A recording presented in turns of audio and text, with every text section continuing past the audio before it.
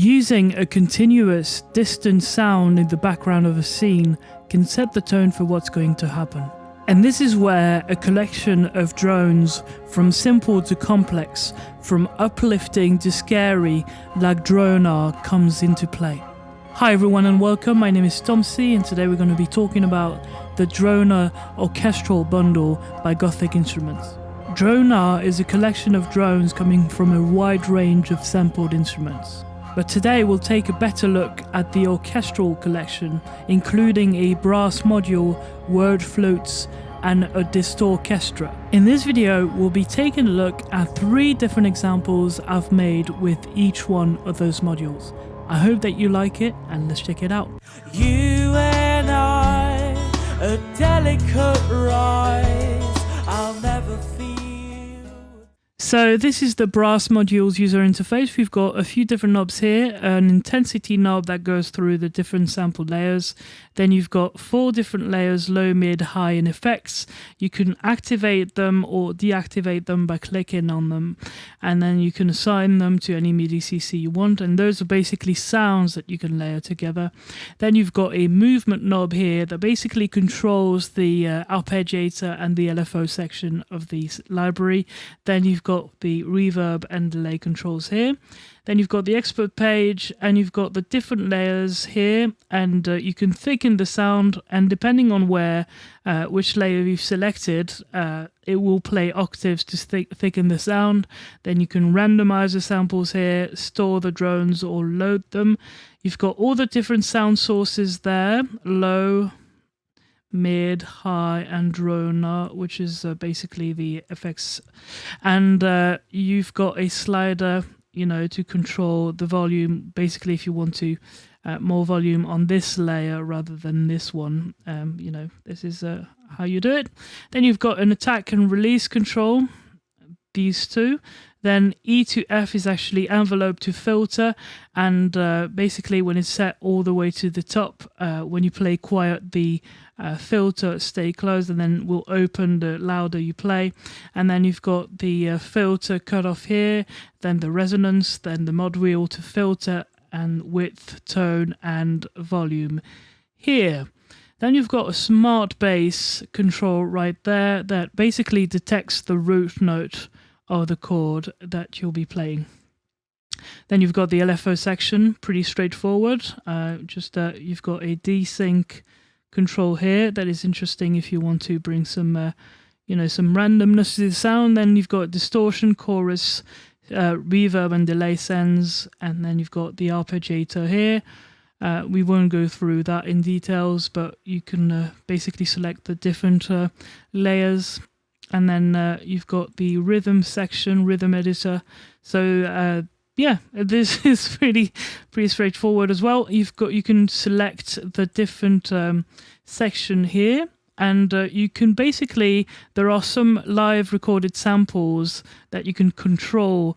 In the expert page you'll find them, and you can basically play some rhythms with those. And so this is a pretty straightforward section as well. And we won't go through that in details because we won't have the time to do it. But if you'd like me to do a video about it, I'd be happy to, of course. And then you've got the master effects section with EQ, compressor, delay, reverb. And then you've got a few different algorithmic reverbs from Contact, I suppose. And then a few convolution reverbs. And then a gator here. Right.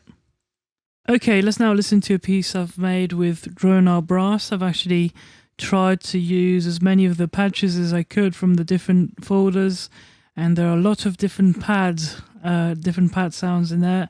I've used the toms and the bass drum from Impact Soundworks Orchestral Percussion. Let's listen to it.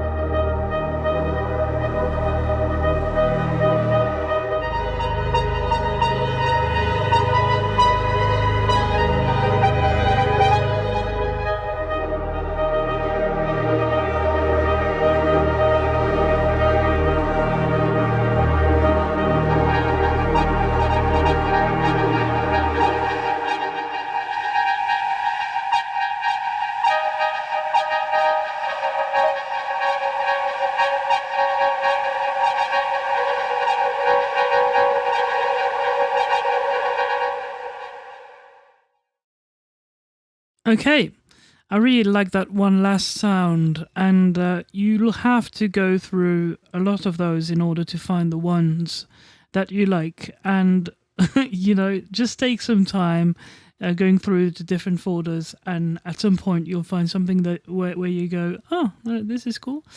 So this is what I did. I only used presets, and sometimes I removed a bit of the mid or the low, so the low samples or the mid samples or the effects. And but I had fun making this one, and I would recommend you to go through the different sound sources and make your own patches from there. And I think that's how you could actually achieve great results. So let's check out the next library. So this is the user interface for Dronar World Flutes, and it's basically the same as the brass one, except that you've got a different background here. And also you've got snapshots instead of different instrument patches, which is really useful. So I think this this library is actually more recent than the brass one. Then you've got the sounds, and the sounds and expert modes are actually separate instead of being one and the same as it was in the brass library. And you've got different modules with different sounds. And then you've got the LFO and effects, so same thing. Arpeggiator, rhythm section, and the master effect. So that's the same as the brass instrument. So let's listen to it.